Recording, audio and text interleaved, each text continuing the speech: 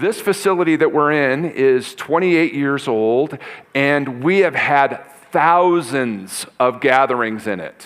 Thousands of events and kids' activities and Sunday mornings. And God has been taking care of us. We're so excited about it. And you have been fulfilling that mission, being a loving community, making disciples of Jesus Christ. By God's grace, we thank Him for that. Well, you walk around the building and you can tell that it's 28 years old and there's been lots of kids' activities in it. And it's time to look forward to the next 30 years. So the signs of use, that's what we call it, signs of use are all over the building, and we're on a mission to refresh, to renovate, and to expand. 3 years ago, we took the first big step of that, and you saw the kids on it this morning. So this whole stage was redone and rebuilt, and you have seen it packed out multiple times. Last spring, we talked about the building needing those three things: a refresh, a renovation, and better ministry use. So here's just some things to think about with that capital campaign that was started last spring. It's about a $2 million initial phase one, $2 million, which was going to take into account refreshing, renovating, and then looking ahead to expansion. 119 people pledged. Pledges totaled $465,000 for a 3-year timeline. And so far, probably today, it will bump over $200,000 has been raised for that.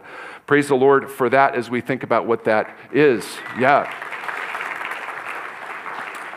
In the big picture, the sale of the east property over there is going to give us another $515,000 to add to that. The remaining finish of what's been pledged will come in, and we're still looking at a goal of $2 million for the initial phase of all of this. So it's really encouraged. Thank you.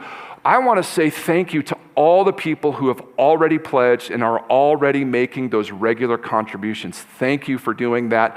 That's allowing us to move into the refresh phase. And so we're really excited about what's happening next. The carpet and paint on the first floor of the education wing has been selected. We're looking at contractors. We're looking at the preparation for all of that. And hopefully early 2025, like just a few months around the corner, we're looking to do that. So we picked carpet. We picked paint colors. We picked tile colors. And the elders didn't do any of it. Yes.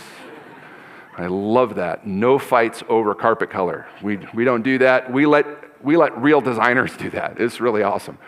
Mid to late 2025, as we've said, we're going to look at growth group rooms, upstairs, children's wing, bathrooms, upstairs education wing, bathrooms, and kitchenette. Here's what that's looking like right now to get a little picture. Here's the master plan of the site.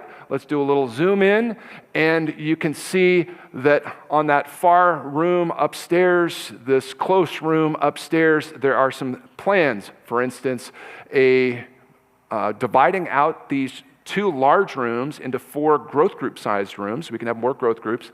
An added bathroom upstairs. Wouldn't you all like a bathroom upstairs? That's a really practical, helpful thing. Along with that, as we zoom back out, we look at the top right. We're going to take that area behind the elevator, and we want to make it a legitimate kitchenette because we do all kinds of service upstairs where we use food and various things. This will allow us to do that. A second bathroom upstairs will help us quite a bit. And then as we look to the children's wing, we have some work that needs to be done. We need to add, just for children's security, a children's wing bathroom there. That's on the docket very soon. As soon as we get the plans in order and contractors lined up, we are ready to roll with that. So that's going to really help. And as we look forward the next 3 to 5 years, we need a foyer expansion. You know that it gets really full. We have been growing about 10% a year for the last 3 years. And if you can imagine essentially something like 70 more people every Sunday for several years forward, you know how tight it gets in there. We're looking at a family center or a mid-size gathering room, as I like to talk about it, mid-size multi-purpose. My request, it's just Dan's request, but is a room beautiful enough for weddings and durable enough for discovery ministry. It's a tall order. I am praying big. I'm taking a step of faith that is possible. In that, as part of that, a children's play structure so that we can have a place for the kids. And really the design is so that moms and dads could sit down at tables with other brothers and sisters and have something to do for their kids while they talk about Jesus. Like, wouldn't that be a help? We think it would be. And the kids would also like it too, which is also good. So here's how the current building looks. This is just a quick sketch of that from our architect. Here's the possibility, it's just possibility of what that could look like if we add those on. You're starting, no, wait a second. You said, was that, wait, what? That to that. That to that is a possibility. So that would allow us to have a helpful, functional, beautiful room that we could do a lot more equipping and discipling in, double use for kids and for the other things that we need as a church. So we need to be praying for all of that. If you want to get involved in that, you could jump in on the pledges. Lots of you have. We would love if more people did.